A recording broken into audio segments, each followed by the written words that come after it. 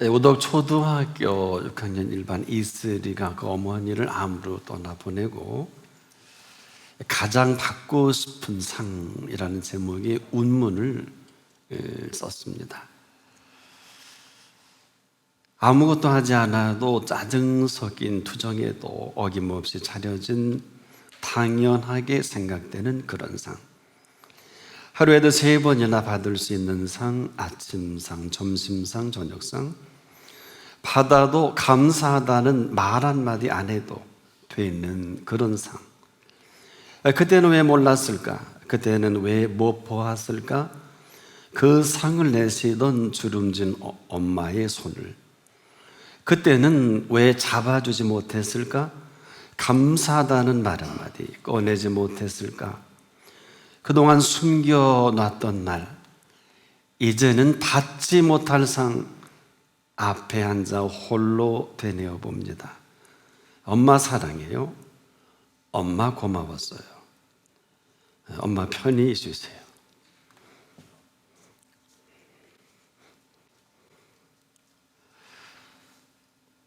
세상에서 가장 받고 싶은 상, 엄마상. 이제 받을 수 없어요.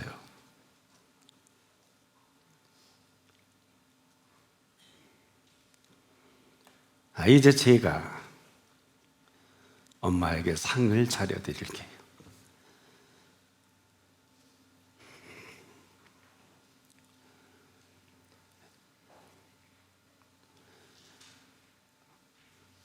엄마가 좋아했던 반찬들 한가득 담을게요.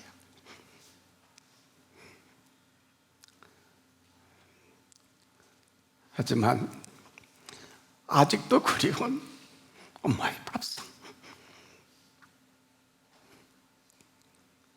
이제 다시 못 받을 세상에서 가장 받고 싶은 울 엄마 얼굴상.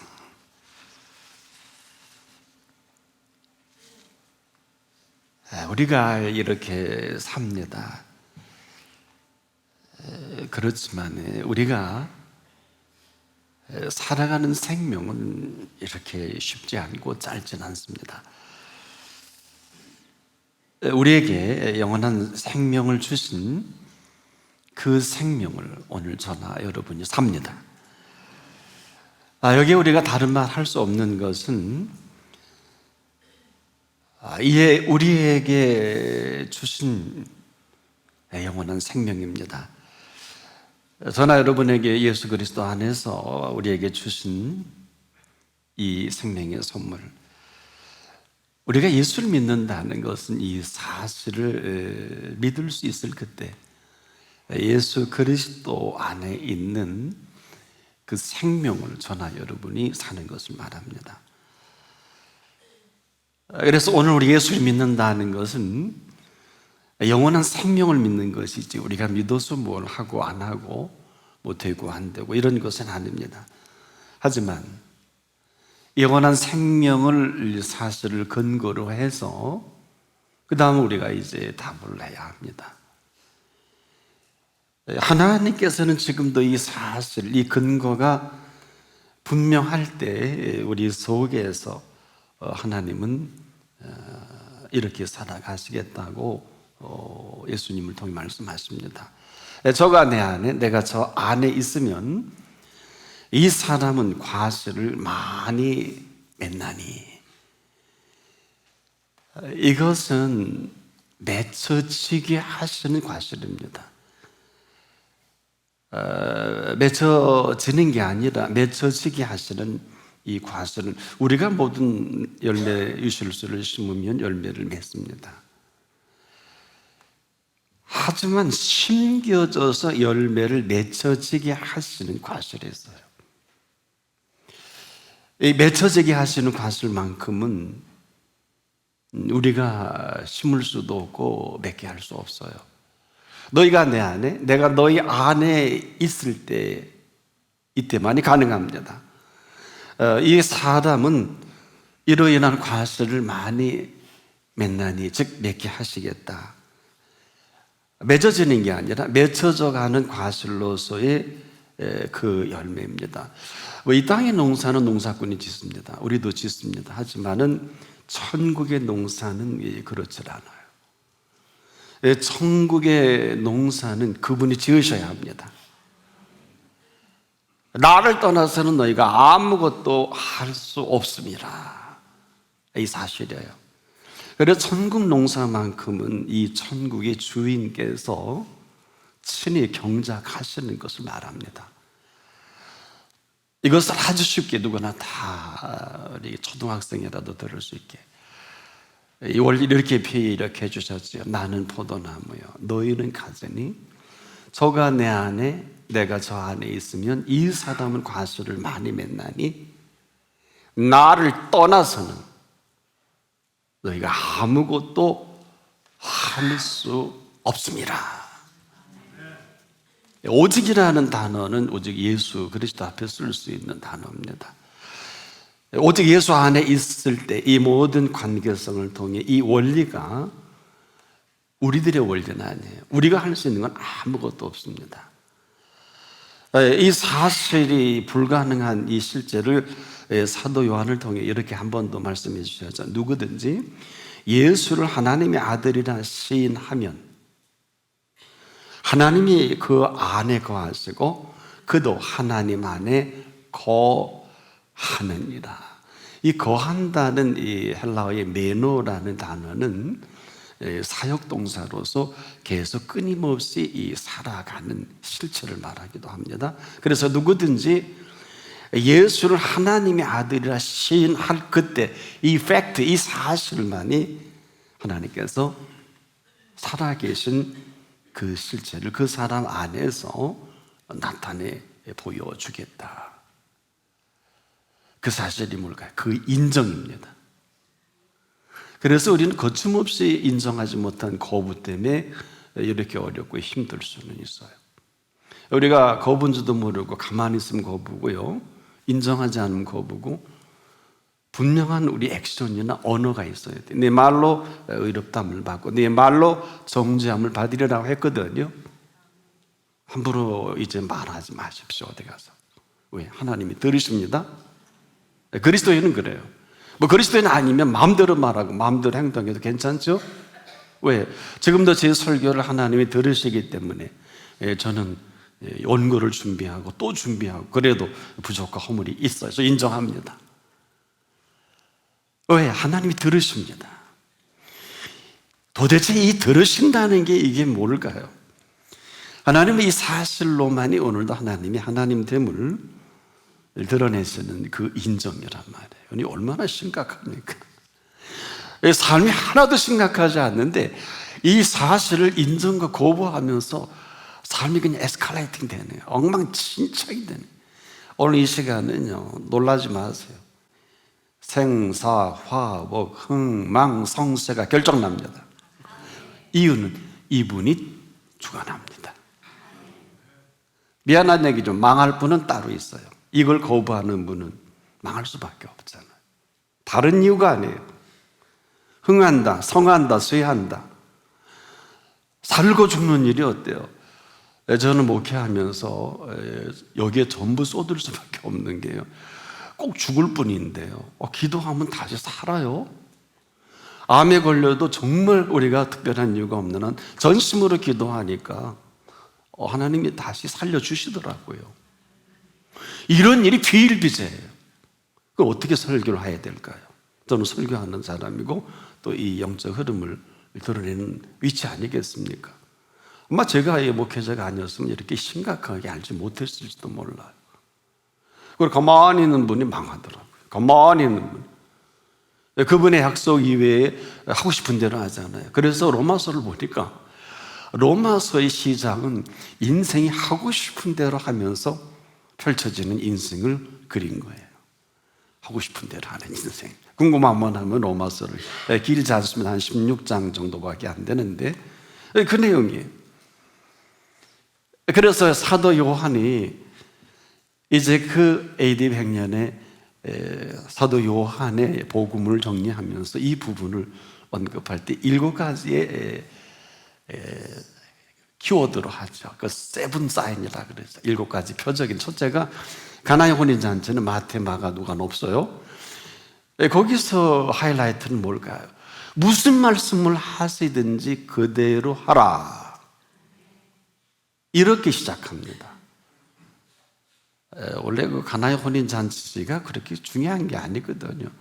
그래서 포도주가 떨어졌는데 여자 나하고 무슨 상관이, 어머니가 그래도 이렇게 표현하는 예수님이신데 그걸로 끝난 줄 알았더니 어머니가 이런 표현하세요. 무슨 말씀을 하시든지 둘러보면서 그대로 하라. 이분이 캔슬하시면 캔슬한 대로, 인정하면 인정한 대로, 여기에는 예수님이 하실 차례예요. 분명히 캔슬했잖아요. 여자와 나랑 무슨 상관이 있나니까. 꼭 우리를 보는 것 같아요. 저와 여러분이 이방인인데 무슨 예수님의 관계가 있겠습니까만은. 그런데 무슨 말씀을 하시든지 그대로 하라. 여기서 예수님이 그 말씀이라는 정관사를 쓰시게 되는 그 말씀으로 요한복음을 펼쳐가잖아요.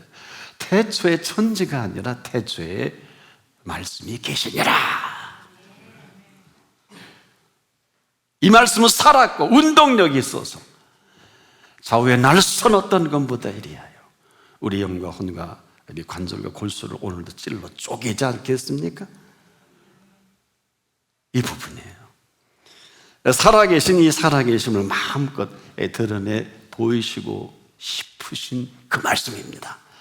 그래서 우리가 이 땅을 사는 동안 영원한 생명을 살아가는 사람들에게는 다는 안 읽었습니다만 마땅히 당당히 그리고 담대히 살아갈 영원한 생명이에요.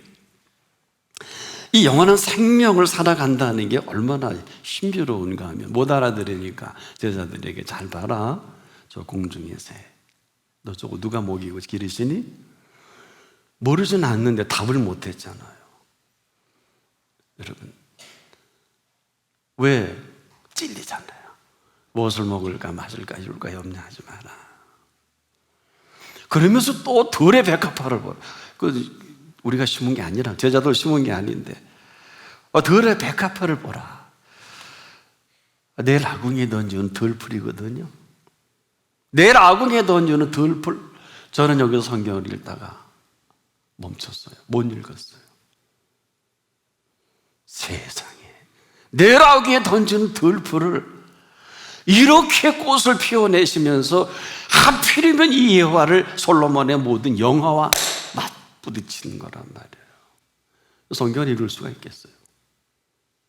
솔로몬의 모든 영화, 인생의 모든 부귀 영화는 아시고 보시는 대로 모든 이 세상 왕과 모든 사람들이 솔로몬의 부귀 영화 아니겠습니까? 육신의 정욕과 안목의 정욕과 이생의 자랑으로 꽃을 피워내는 이 세상의 모든 것들. 사람 다 너 그래 출세해라, 사자 돌림 공부해라, 다 그러지 않습니까? 그런 거 아니에요. 돈을 읽을 수가 없겠더라고요. 이게 뭘까? 아궁에 던진 들풀도 이렇게 먹이고 입히시는데 하물며 너일까 보냐? 답을 해야 되잖아요.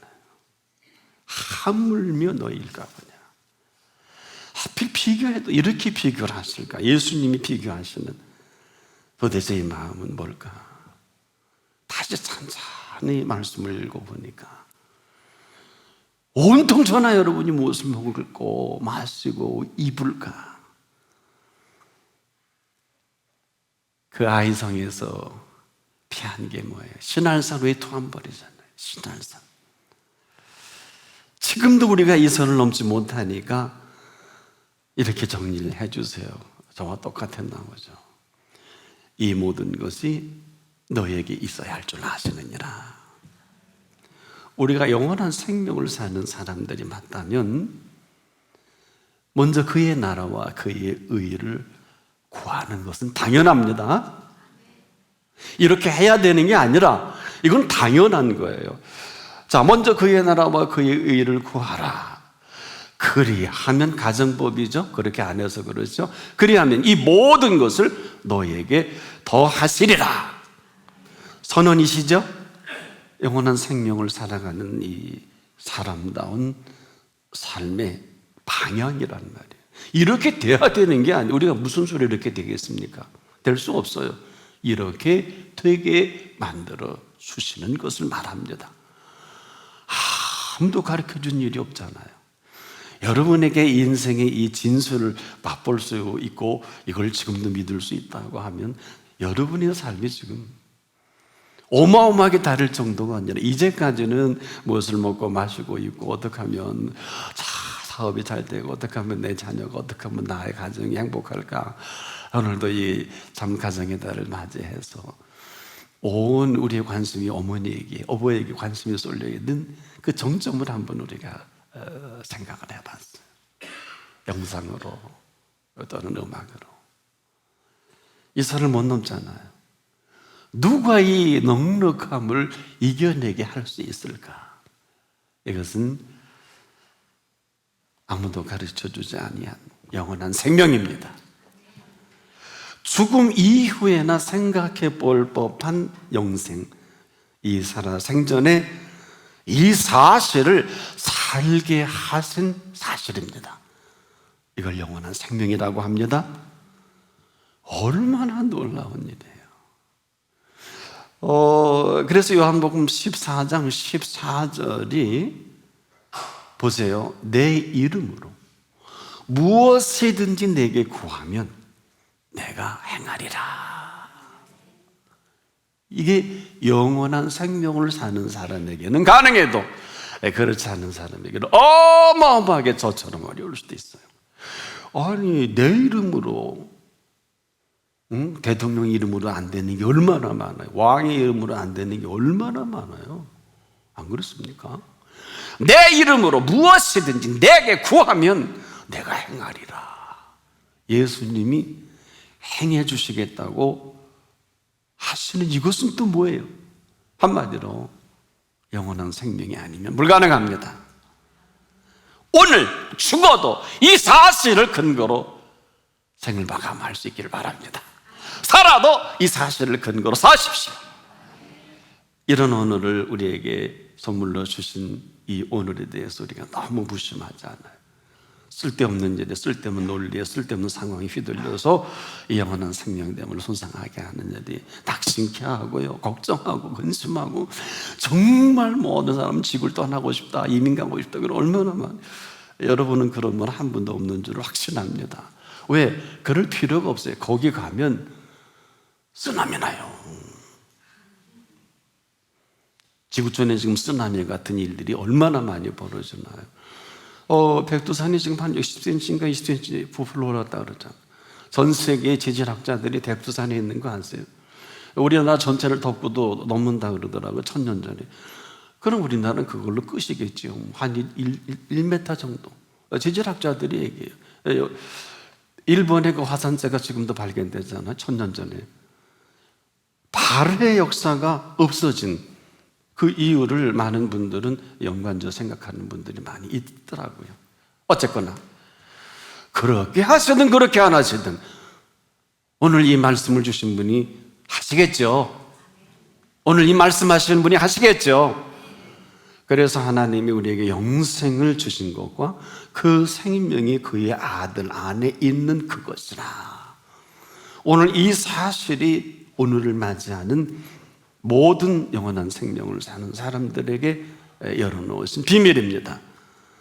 얼마나 놀랍고 감사한 주제입니까? 그래서 그리스도인의 주제는 영원한 생명이에요. 뭐 이렇게 살아도 되고 그렇지 않아도 되고 그런 생명이 아니라 주신 생명입니다. 얼마나 놀라워요. 주신 생명. 뭐 더 먹고 덜 먹고 뭐 낳고 안 낳고. 그래서 예수님은 항상 그 병자들을 고칠 때 맨 마지막에 한 말에 여러분 별로 신경 안 쓰셨죠? 나라 안 나라가 아니라 내 믿은 대로 될지어다, 아니면 내 믿음대로 되리라, 아니면 내 믿음이 크도다 그랬지 병이 낫다 안 낫다 이런 얘기 안 하시는 이유가 뭐냐? 게임을 안 하시겠다는 거예요. 왜? 그 말씀 그대로 이루지 못할 게 없으시니까. 성경을 좀 잘 봐야 돼요. 예. 오죽하면 38년 된 그 환자에게도 친히 찾아가서 아무도 메드스 감옥가에 안 넣어줍니다 그러니까 어디 자리를 들고 걸어와라. 병 낫다 안 낫다 정신을 그냥 들고 걸어가고 성전에 만났는데 이 친구가 또 죄를 저지르는 거예요. 그 다음날 따라서 예수님 화나셨잖아요. 그리고 그런 말 하셨어요. 중한 것에 생기지 않게 더는 죄에 짓지 말라 그러셨죠. 그러니까 병나도 정신 못 차리는 사람이 많이 있나 봐. 38년 된 병자도 정신 못 차리고 성전에 나다니고 막 굉장히 괘씸했던가 보죠. 어쨌거나 병이 낫고 안 낫고 고치고 안 고치고 더 중요한 것은 그 핏값으로 우리에게 열어놓으신 영원한 생명입니다. 주신 생명이에요.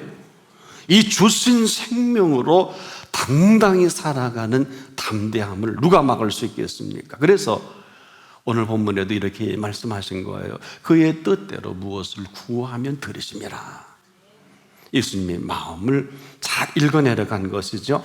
여러분, 영원한 생명이 생명다워지는데 뭘 아끼겠어요? 저희 어머니가 어릴 때 저를 넣고 가면서 머리에 잔뜩 이시고 동이에요. 그리고 손에 저와 우리 7명 남편이니까 장을 봐서 들으시는데 여인이 땀을 삘삘 흘리는데 하나도 힘들어하지 않으시고 땀을 흘리면서 얼굴에 웃음이 넘치는 어머니의 힘이 어디서 날까? 사랑이죠. 이 사랑보다 더 큰 사랑이죠. 영원한 생명을 주신 사랑이시죠. 그래서 하나님의 아들의 이름을 믿는 너희에게 이것을 쓰는 것은 너희로 하여금 너희에게 영생이 있음을 알게 하려 하심이라. 자, 알고 살아가게 하고 싶으신 영원한 생명의 실체란 말이에요. 하루를 살아도 여러분 이 생명의 삶은 주셔야 하고 주신 걸 인정해야 되고 그리고 이 사실을 믿고 사는 것을 말하거든요. 이것만이 예수님의 소망이에요. 그래서 요한복음 3장 16절이 하나님이 세상을 이처럼 사랑하사 독생자를 주셨으니 이는 저를 믿는 자마다 멸망치 않고 영생을 얻게 하려 하심이니라. 정리를 했지 앞으로 그렇게 될 게 되는 게 믿기만 하면 십자가에 피 흘려 값을 치르신 이 값 때문이라도 이것은 참 심각해. 그래서 부활하신 이후에 3년 동안 트레이닝을 받아 제자들이 잘 정리된 줄 아는데 예수님이 승천 못하시고 세 번째 나타나신 장면이 기억나십니까? 세 번째 그 새벽까지 유대왕도 안 만나고 로마 황제도 안 만나고 대제사장 서기관과 장로들 그 다 대단한 게라선 같은 지도자를 다 물리치고 세 번째 고기나 잡아먹겠다. 그리고 여섯 제자를 데리고 간 베드로와 그 사람들을 밤새 기다리십니다. 이 정신 나간 제자들 지켜보고 계신데 아니나 다를까 빈배 빈 국물이에요. 계신 줄도 몰라요. 얘들아 너에게 고기 있느냐? 없어요. 그래 그러면 그물을 배 오른편에 던져라. 어차피 뭐 빈배니까 그리하면 얻으리라. 뭐 속을 때 속더라도 여러분 주가 투자할 때 누가 자꾸 하다가는 막 투자하다 뭐 망할 때 망하더라 그러지 않습니까? 던진 거예요. 던졌더니 그물이 뜯어지도록 어마어마한 고기, 그 150마리나 된 큰 고기에 이 얘기는 한 말씀도 안 하시고 심각한 건 예수님이세요.